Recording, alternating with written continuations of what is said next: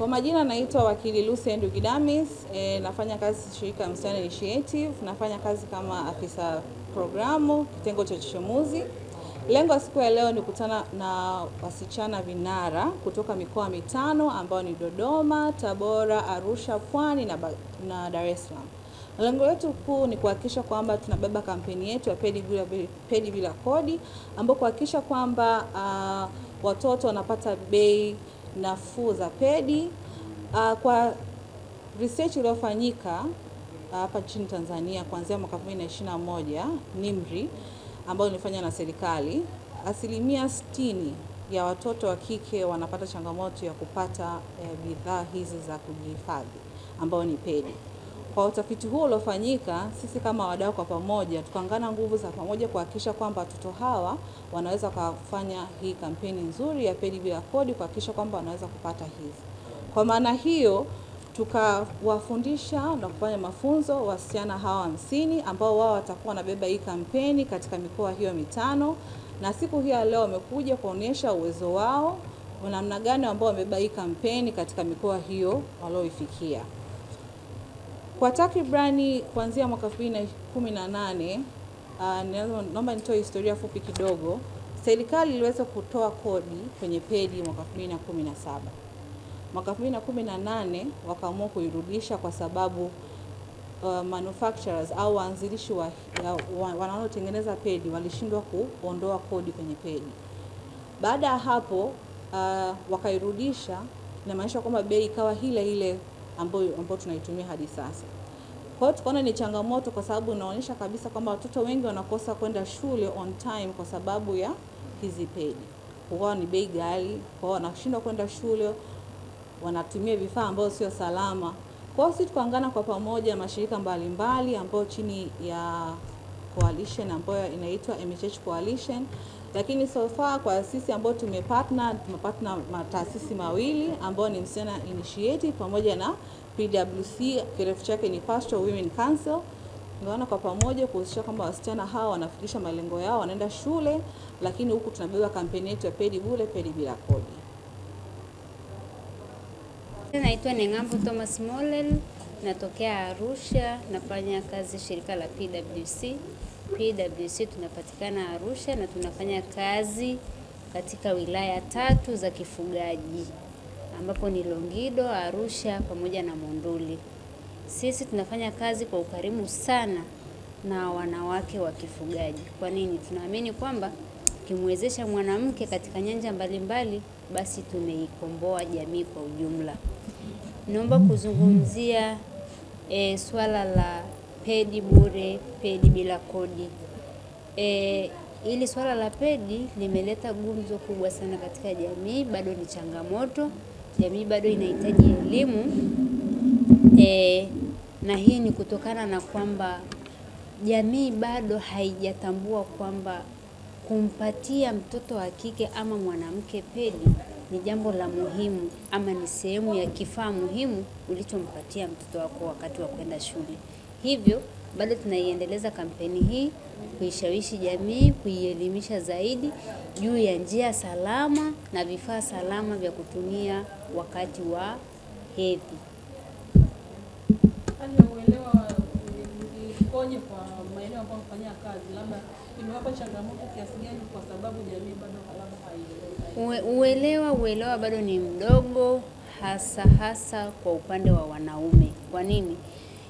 Sisi katika kabila letu la Kimasai huwa tunakuwa na mipaka kwamba mimi mtoto wa kike kuna sehemu unaweza kufikia kumweleza baba yangu jambo na sehemu nyingine siwezi nikafikia. Kwa mfano kuhusiana na masuala ya hedhi, siwezi kwa kweli kumfuata mzee nikamwambia kwamba ninahitaji pedi. Lakini sasa sisi ambao tumepata mwanga kidogo, tunaendelea kuielimisha jamii hasa wanaume watambue kwamba kuelezwa na mtoto wa kike jambo kama hilo ni jambo la kawaida kama ilivyo daftari na kalamu.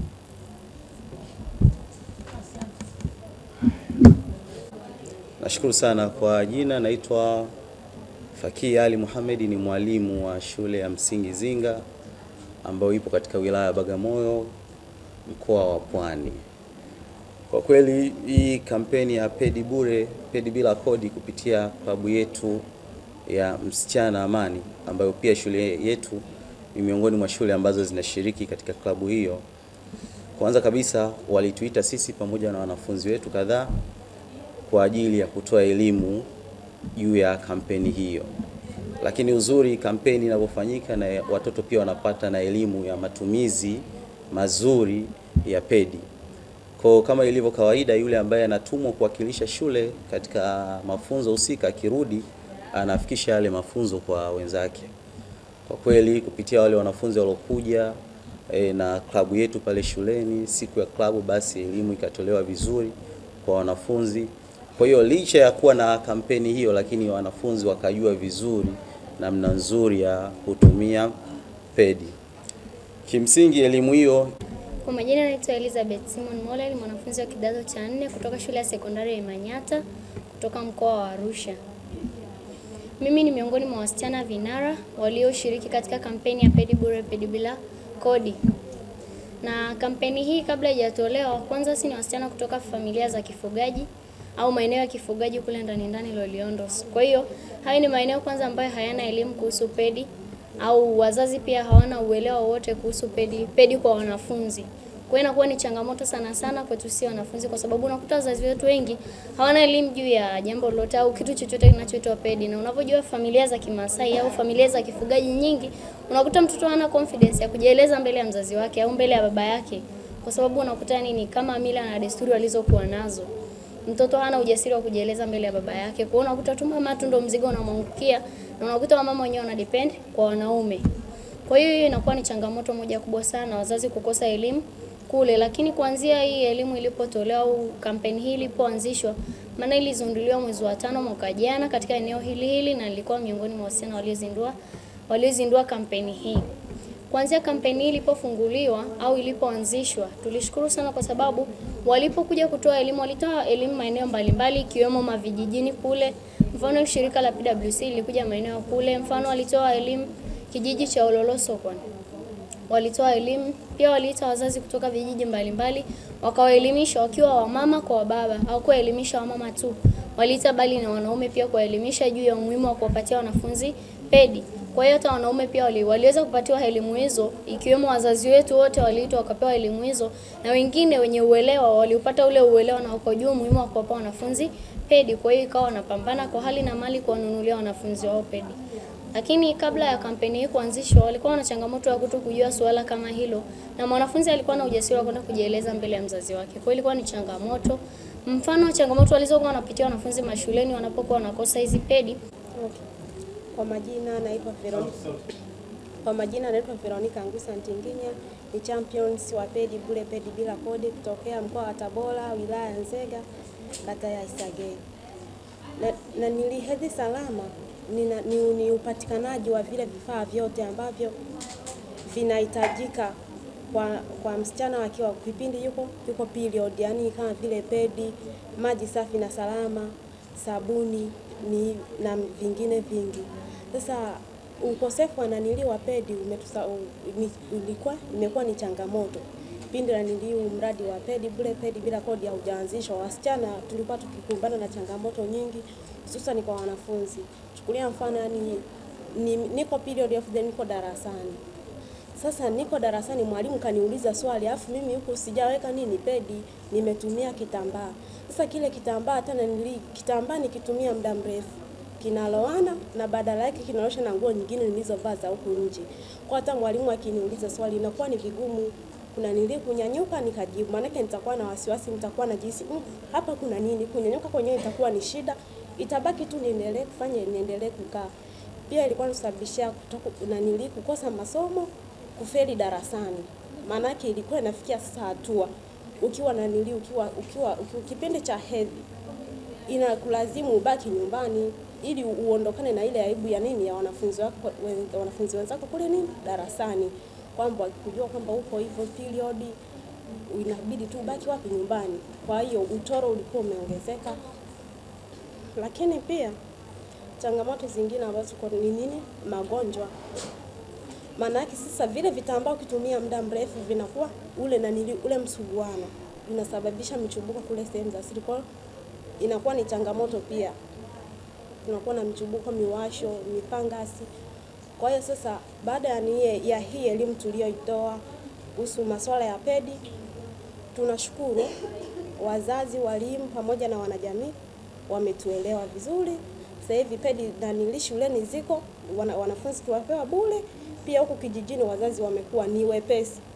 Ukimwomba mzazi hela ya pedi anakupatia kiurahisi. Hakuna changamoto tena ya pedi ambazo tunakumbana nazo. Lakini sasa kutokana na elimu tuliyoitoa, pia bado kuna changamoto ambazo yani sisi kama champions tulikuwa tunakumbana nazo pale, ni changamoto ndogo ndogo. Wanasema kwamba wanaweza tukuja na pedi bure, pedi bila kodi. Sasa wanauliza, toka mtoe hiyo elimu sasa kuhusu na pedi bure, pedi bila kodi, mbona mpaka sasa hivi hizo pedi hazijapunguzwa na gharama wala hatupewi bure, ila isipokuwa tu kwa wanafunzi na huku kijijini kwa ambao hatuko shule, tupo nje na shule, inakuaje? Kwa hiyo sasa changamoto ni kama hiyo, watu wanatuhoje maswali. Lengo letu sisi tunataka kwamba pedi zitolewe kama zinavyotolewa na vyandarua mahospitalini. Panapokuwa na vyandarua, pedi ziwepo. Panapokuwa na kondom pia, pedi ziwepo. Kwa nini wasilione la muhimu hili? Wasichana tunapitia changamoto nyingi. Kwa jina naitwa Sheroz Benjamin Mohamed, nasoma darasa 7C, shule msingi Zika, mkoa wa Pwani. Kampeni hii ilianzishwa, kwanza nilifurahi kwa sababu inapunguza gharama katika kununua ile pedi, kwa sababu hali ya mazingira na uchumi wa familia si mzuri sana, na kuna wengine, kuna wastani wa juu, wastani wa kati na wastani wa chini kabisa. Hivyo tunaomba hii kampeni iweze kupita, ili mradi tuvuke, ili wasichana tuweze tukapata pedi bure, pedi bila kodi. Na katika maisha ambayo mnaishi ya shule, ukiacha mbali kukosa kwa pedi, mazingira gani ambayo yanakuwa magumu wakati mkiwa kwenye kipindi cha shule? Vitu gani ambavyo kwa vipindi ambavyo wanavyopitia, inakuwa kwamba mwalimu anafundisha, mwanafunzi tuseme ile imemtokea ghafla, anakuwa na wasiwasi. Tuseme mwalimu anauliza swali akamtaja labda wewe Shakila jibu swali, anaona aibu kusimama kule, akitaka kuinuka anajizuia, anaangalia chini, anaona kashachafuka. Kwa hiyo mwalimu pale anaona kama anadharau na mjeni, kumbe ile hali ishamtokea.